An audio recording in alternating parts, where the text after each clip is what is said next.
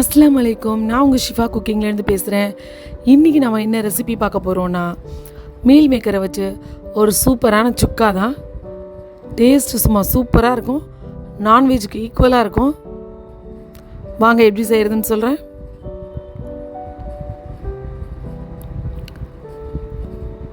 முதல்ல மீல் மேக்கரை சுடுதண்ணி ஊற்றி ஊற வச்சுக்கணும்.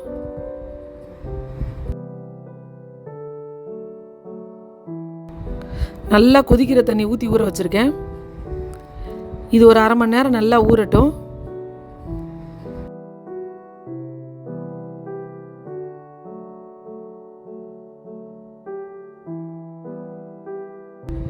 அதுக்கப்புறம் ஒரு கடாயில் எண்ணெய் ஊற்றி, எண்ணெய் நல்லா காஞ்ச உடனே முழு ஜீரகம் சேர்க்குறேன். ஜீரகம் நல்லா பொரிஞ்ச உடனே 2 பெரிய வெங்காயத்தை நீல வாக்கில் கட் பண்ணி அதில் சேர்த்துக்கிறேன்.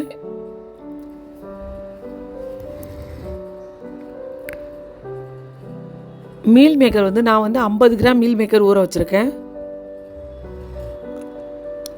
வெங்காயம் நல்லா இந்த மாதிரி ஒரு ப்ரௌன் கலரில் வரட்டும்.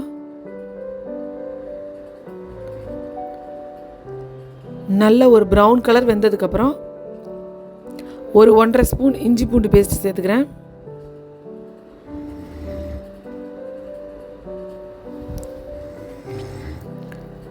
இஞ்சி பூண்டும் நல்லா எண்ணெயில் வதங்குது.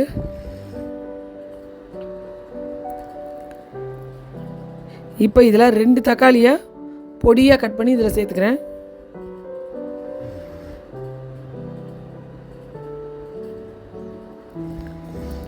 ரெண்டு மீடியம் சைஸ் தக்காளி தான் நான் எடுத்திருக்கேன்.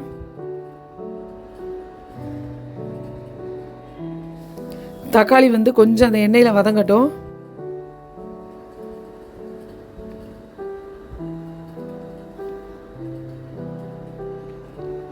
இப்போ இது கூட 2 கொத்து கருவேப்பிலையும் சேர்த்துடுறேன்.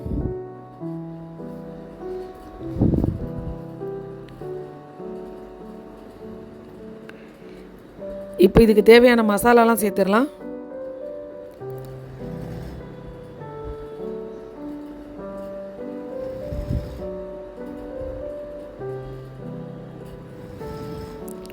கால் ஸ்பூன் மஞ்சள் தூள், 1 ஸ்பூன் மிளகாத்தூள், 1 ஸ்பூன் தனியாத்தூள், அரை ஸ்பூன் ஜீரகத்தூள், ஒரு 1/4 ஸ்பூன் அளவுக்கு கரம் மசாலா. மசாலா எல்லாத்தையும் எண்ணெயில் ஒரு வதக்கி விடுங்க.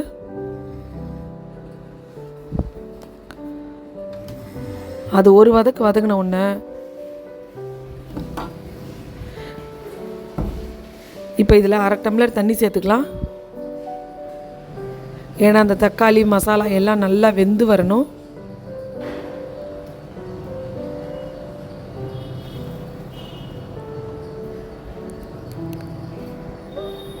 கொஞ்ச நேரம் நல்லா வைங்க. ஏன்னா இது நல்லா வெந்து தண்ணி வற்றி மேலே எண்ணெய் பிரிஞ்சு வரட்டும்.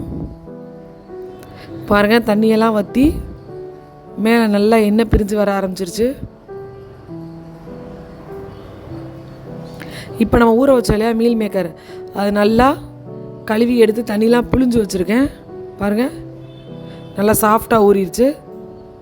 இப்போ இதில் சேர்த்துடலாம்.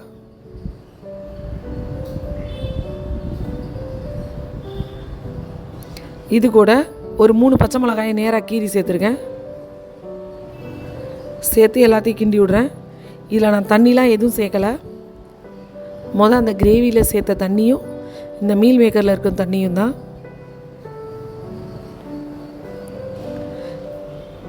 இப்போ இந்த மீல் மேக்கருக்கு தேவையான அளவு உப்பு சேர்த்துடலாம்.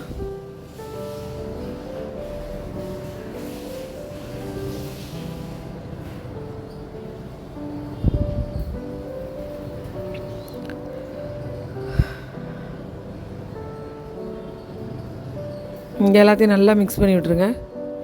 உங்களுக்கு நமக்கு செய்ய போகிறது கிரேவி கிடையாது, அதனால் இதில் எந்த விதமான தண்ணியும் சேர்க்க தேவையில்லை. ஏன்னா நம்ம ஒரு சுக்கா தான் பண்ண போகிறோம். அதனால் அடுப்பை லோ ஃப்ளேமில் வச்சு நல்லா அந்த மீல் மேக்கர் வெந்து சுருண்டு வர வரைக்கும் கிண்டிக்கிட்டே இருங்க. பாருங்கள், அதில் இருக்க தண்ணிலாம் வற்றி எப்படி ட்ரையாக நல்லா வந்துருச்சுன்னு பாருங்கள். உங்களுக்கு சுக்கானாலே இந்த மாதிரி நல்லா உதிரியாக இருந்தால் தான் நல்லாயிருக்கும். பாருங்கள், எவ்வளோ ஒரு சூப்பராக இருக்குது. நல்லா ஒரு மசாலாவோட நீங்கள் சாப்பிடும் போது அப்படியே ஒரு நான்வெஜ் டேஸ்ட்லேயே இருக்கும். கடைசியாக பொடியாக கட் பண்ண கொத்தமல்லியை தூவி நல்லா ஒரு பரட்டிட்டு அதோட அடுப்பை ஆஃப் பண்ணிடலாம். அவ்வளோதான், ஒரு சூப்பரான மீல் மேக்கர் சுக்கா ரெடி ஆயிடுச்சு. நீங்களும் உங்கள் வீட்டில் ட்ரை பண்ணி பாருங்கள். ட்ரை பண்ணி பார்த்துட்டு எப்படி இருந்துச்சுன்னு கமெண்டில் சொல்லுங்கள். என்னோட இந்த ரெசிபி உங்களுக்கு பிடிச்சிருந்துச்சுன்னா என்னோடய சேனலை லைக் பண்ணுங்கள், ஷேர் பண்ணுங்கள், சப்ஸ்கிரைப் பண்ணுங்கள். மறந்துடாமல் பெல் ஐக்கானை கிளிக் பண்ணுங்கள். அப்போ தான் நான் போடுற புது புது வீடியோஸ்லாம் உங்களுக்கு நோட்டிஃபிகேஷனில் வரும். சூப்பர், சப்ஸ்கிரைப் பண்ணுங்க. தேங்க்யூ.